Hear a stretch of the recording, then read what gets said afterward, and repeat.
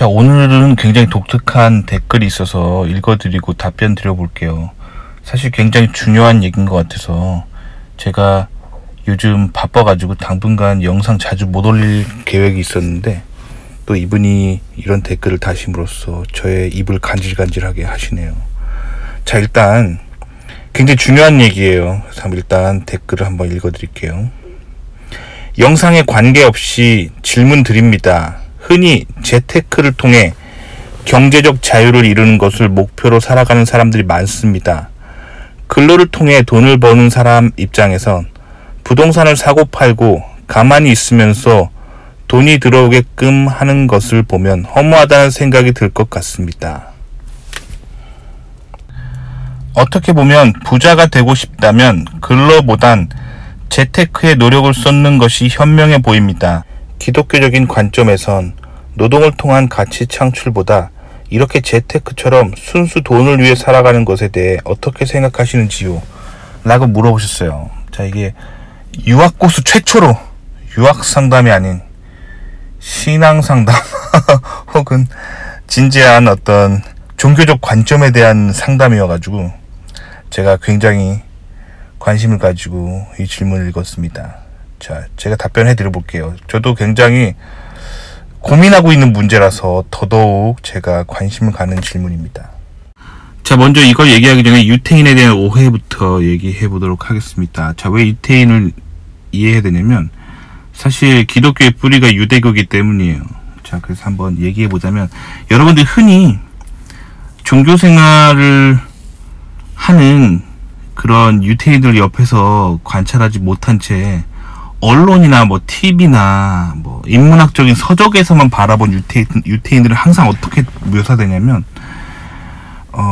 돈이 굉장히 많고 그 돈을 이용해서 탐욕스럽게 전 세계를 장악하고 있고, 그리고 그래서 유태인들이 거의 이제 모든 돈과 권력을 다 가지고 전 세계를 조종한다, 뭐 이런 음모론도 많고, 거의 음모론자 아니라 하더라도 정설로 그런 경제 관념을 가진 어떤 뉴스나 뭐 이런 데도 보면은 유태인들이 돈이 되게 많다, 그런 얘기는 다 하잖아요.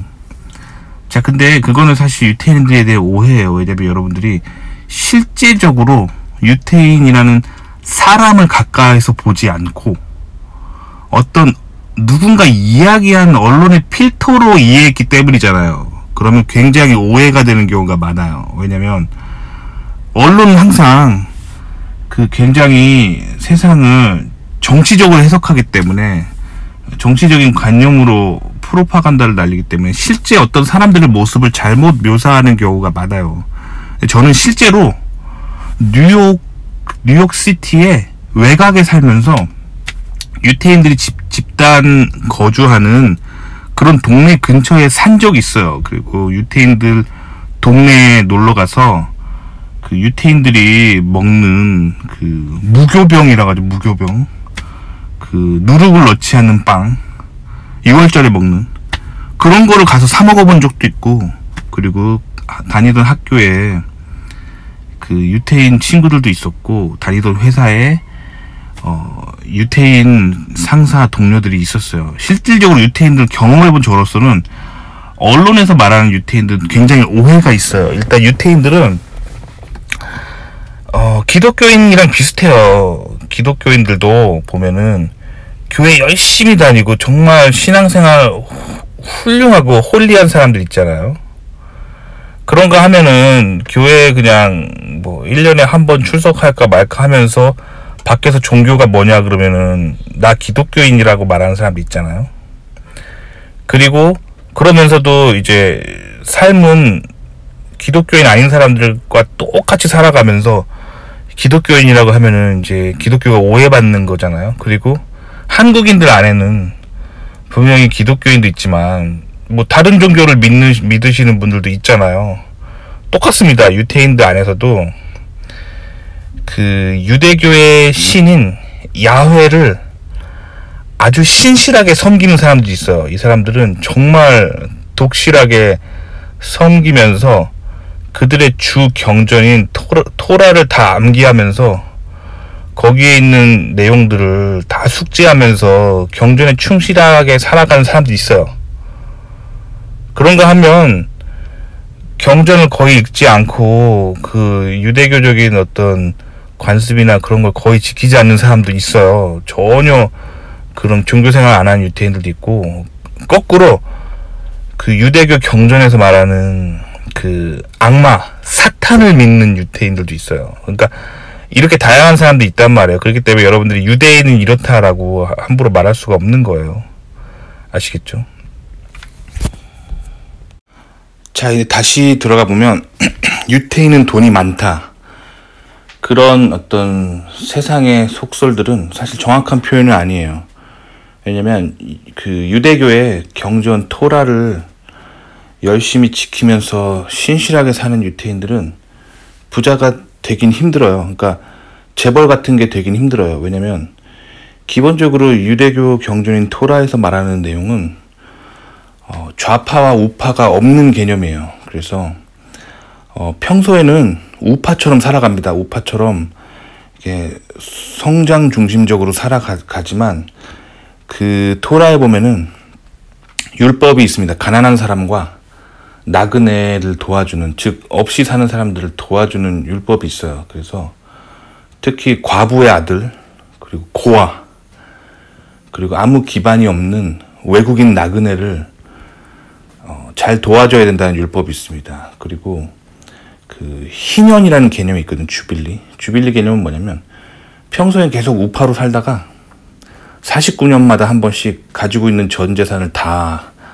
나눠주고, 그러니까 49년 동안은 우파로 살다가 49년이 되는 해를 주빌리라 그러거든요. 희년이 되는 해에 자신이 가진 전 재산을 다 사람들에게 골고루 나눠주면서 그 49년 만에 한 번씩 완벽한 공산주의가 찾아옵니다. 그리고 다시 또 그 다음 해부터 또 우파로 살아갑니다. 즉 좌파와 우파는 둘 다 유대교에서 나오는 개념이에요. 근데 원래 유대교의 초기 그 토라의 비전을 보면은 좌파와 우파가 합쳐져 있습니다. 그래서 평소에는 우파처럼 살다가 가난한 사람을 만났을 때 고아, 과부, 나그네를 만났을 때 베풀어야 되고, 그리고 49년마다 한 번씩 전 재산을 털어서 49년마다 한 번씩 공산주의가 되죠.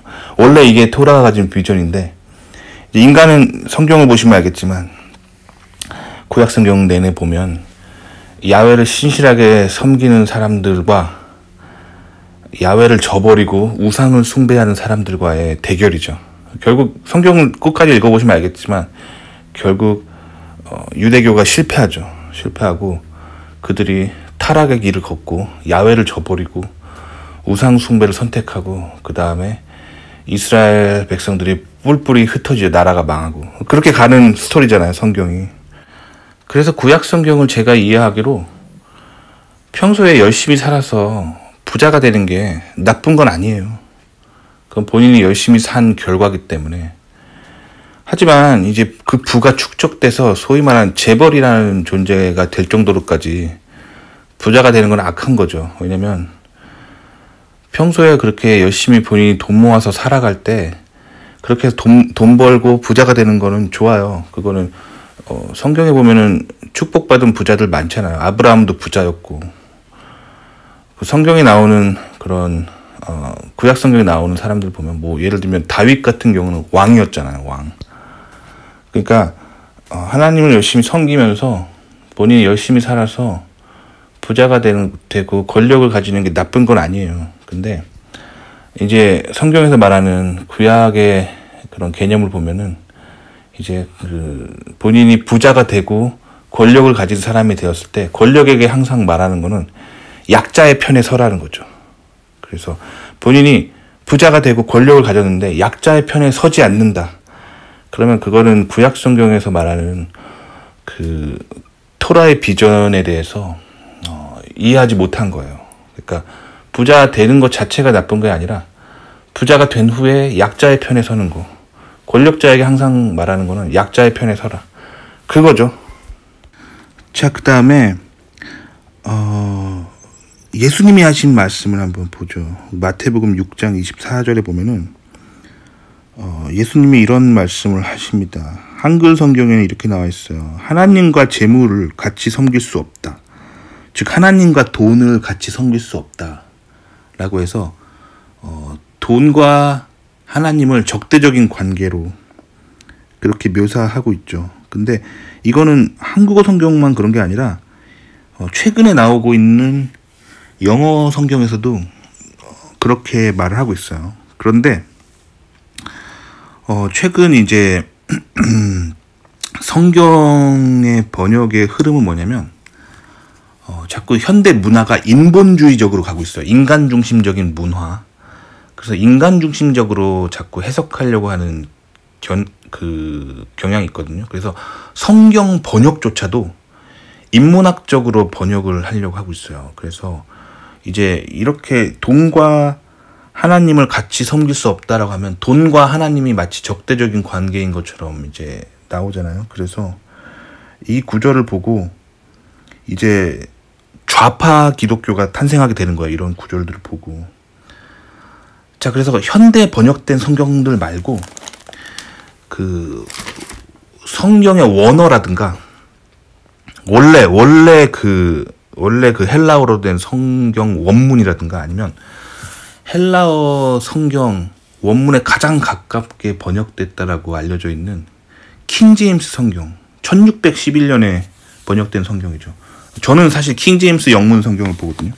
근데 킹제임스 영문 성경에서 마태복음 6장 24절을 보면 뭐라고 나와 있냐면 돈과 하나님을 동시에 섬길 수 없다라고 말한 게 아니라 정확하게 이렇게 나와 있어요.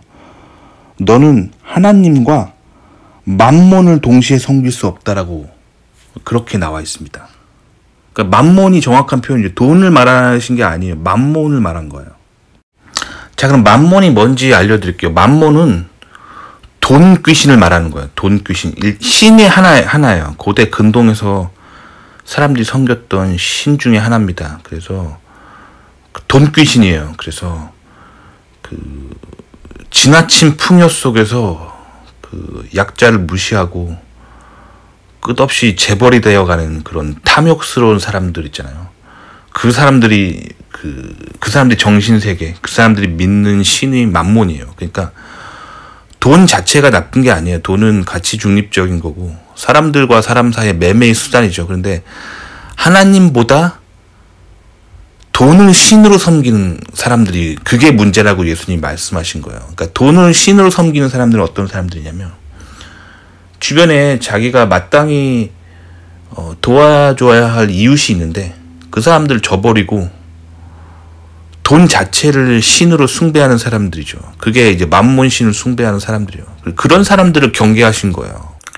돈 자체를 비판한 게 아니신 거죠. 그래서 개인적으로 이제 지금 님의 댓글에서 느껴지는 게 이제 효율적으로 돈 버는 것 자체가 죄악시되는 게 아닌가라고 지금 생각하시는 것 같은데, 일단 본인이 남의 거 훔치지 않고 남을 막 이렇게 속여서 공갈로 갈취한 게 아니라 본인이 떳떳하게 본인이 책 읽고 공부하고 지식을 쌓아서 당당하게 돈 버는 것 자체는 나쁜 게 아니에요. 근데 문제는 님이 그렇게 돈 버는 것 자체는 나쁜 게 아닌데 님이 그렇게 해서 예를 들면 뭐 수백억의 돈을 번 자산가가 됐다고 생각해 보세요. 그럼 그때는 님의 정신 상태가 이제 돈이 너무 많으면 사람이 이제 타락하기 시작하죠. 그리고 주변에 이제 불쌍한 사람들, 분명히 마땅히 도와야 될 사람들이 있는데 못 본 척하고 이제 본인이 가지고 있는 수백억의 자산을 이제 조 단위로 이제 증가시켜 보자. 이렇게 가는 태도 속에 이제 이미 돈을 숭배하는 사상이 있는 거죠. 이제 그렇게 되는 게 이제 문제인 거죠. 그렇게 되지만 않는다면 본인이 그 하나님 앞에 항상 기도하고 그 본인이 번 돈을 그 하나님 나라를 확장하는데 쓴다면, 지금 여기서 말하는 하나님 나라를 확장한다는 건 종교 시스템을 확장한다는 게 아닌 거 아시죠? 그게 아니라 주변에 이제 여러분들이 님이 도와줘야 될 사람들, 그런 사람들에게 베풀고 가난한 사람들, 못 배운 사람들에게 도움의 손길을 뻗쳐주는 거. 뭐 그런 게 하나님 나라를 확장하는 거죠. 그러면서 여러분이 가지고 있는 그런 복음을 그들에게 전하면서 세상을 선한 길로 이끄는 거. 그거죠. 그렇게 간다면은 아주 좋다라고 저는 생각합니다. 그래서 사실 저도 어떻게 하면 그렇게 살까를 연구하고 있습니다. 아시겠죠?